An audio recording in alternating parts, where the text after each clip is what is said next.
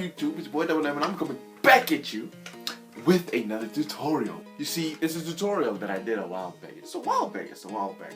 How I draw the expressions. I'm basically showing you from a beginner-ish stage where to start to learn how to draw these expressions. In this tutorial, we're gonna take things a bit further. I'm gonna show you how to draw the expressions with a little more variation.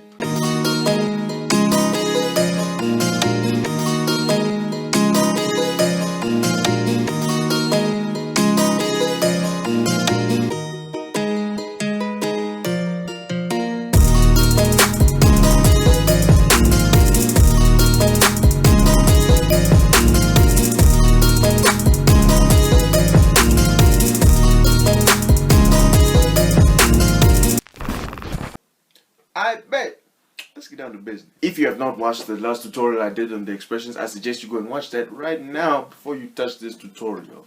It helps with understanding what I'm going to say here. But if you have watched it, here's a quick run through of what we did in the last tutorial, in case you don't want to watch it with your lazy. The 5 main emotions. We have anger, sad, neutral, happy, and shock. Remember, there are different ways that the face will be formed in these 5 main emotions.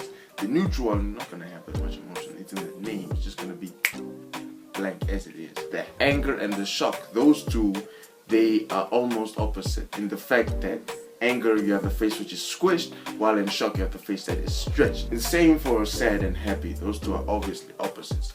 With the sad face, you're going to have things that are curving downwards. Majority of the things are going to be curving downwards. While in the happy face, you're going to have majority of the things curving upwards. You have to understand that the anger and the shock are the opposites. The sad and the happy are the opposites.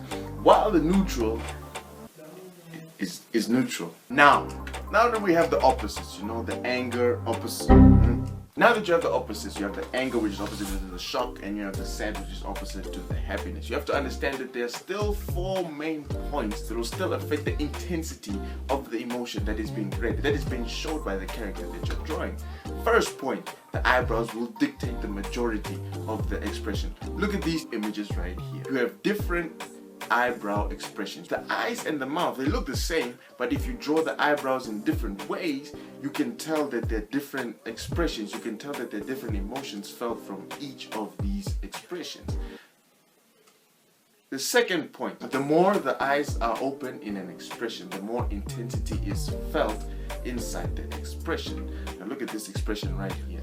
With the half open eyes, it just looks tired. But with the fully open eyes, it's more intense. You can read more of this emotion. Third point, open jaws will always stretch out the face. Whenever you're shocked, someone's always going to have their mouth open in shock.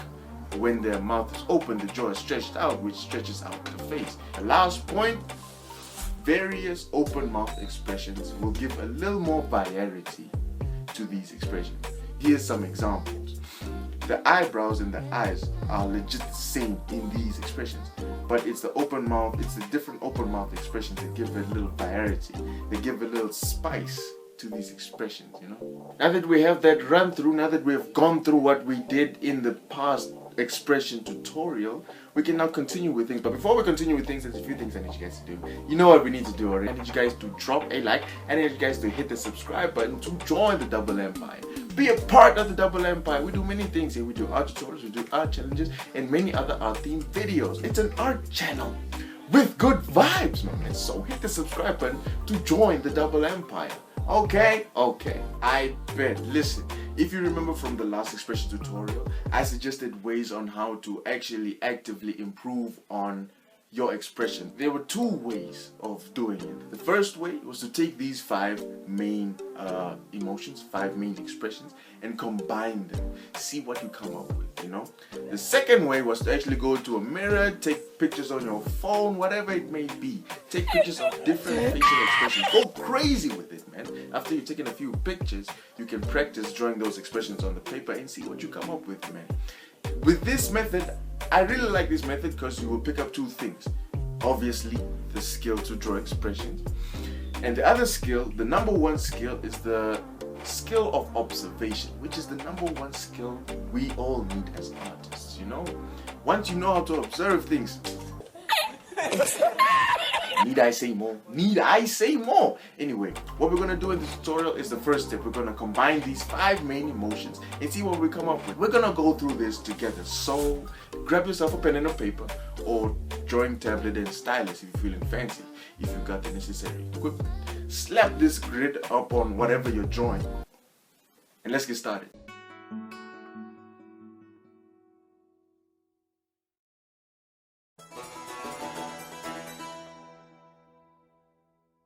I bet. Listen, when preparing the grid, you don't have to draw both the row and the column for the grid. At least choose one. At least draw one, the row or the column. You can at least draw one of those and then have the row or the column, the one that isn't drawn, just words, written out: anger, sadness, neutral, happy, what. Just make sure that one of the rows is actually drawn so you can see how you drew that anger or how you drew the specific expression, and see how you can combine it with another expression or even double it. It's good to see the progress and see how you can change, So don't be lazy unless you got the tablet and the stylus, the necessary equipment. Yeah, with the tablet and the stylus, you can draw out the emotions and then copy the frames and make them for both the row and the column. But at least make sure that you're drawing at least one of them. Don't be lazy of it. Don't know. And that's basically the exercise. You have the row, you have the column.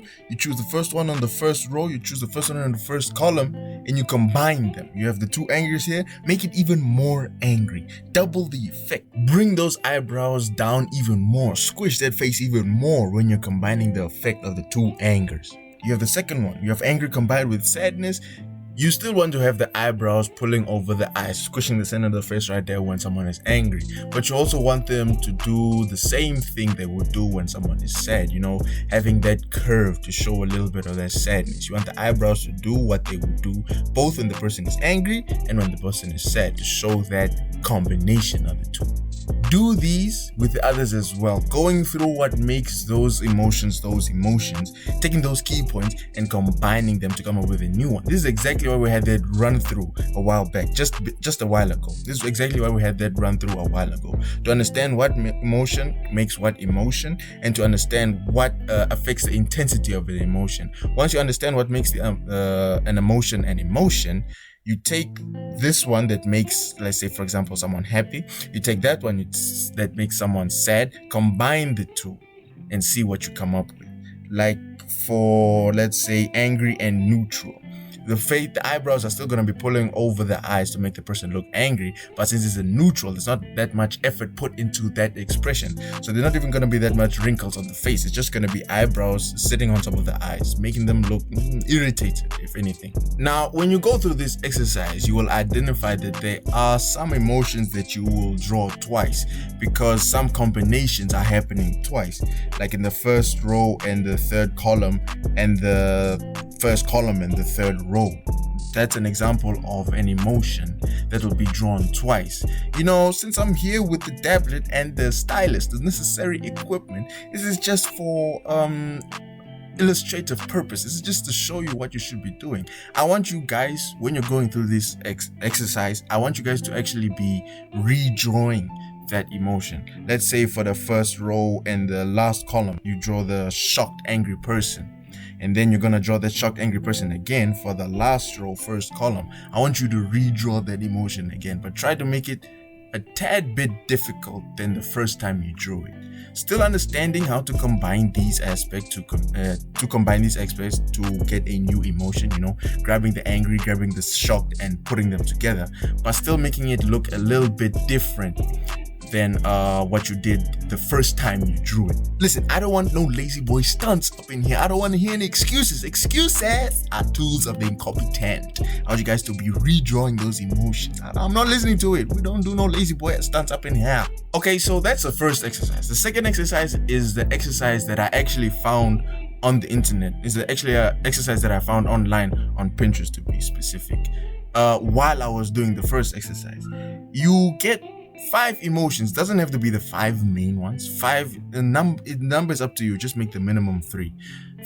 3 to 5 emotions from the internet. Doesn't have to be the main ones. Can be any. It's up to you. Get those 5 emotions and then redraw those emotions. Like we have these 5 emotions here. Just to follow the tutorial, I want you guys to follow these emotions as well. With these 5 emotions, we got I don't know you. We got Jim Carrey. We got I know you. I just don't know your name, you know. I know you were on Sued Life of Zack and Cody and Secret Obsession. I just don't know your name.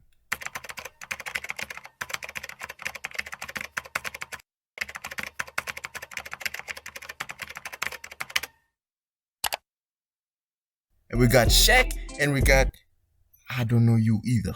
I bet with the emotions that you have chosen, I want you guys to redraw those emotions.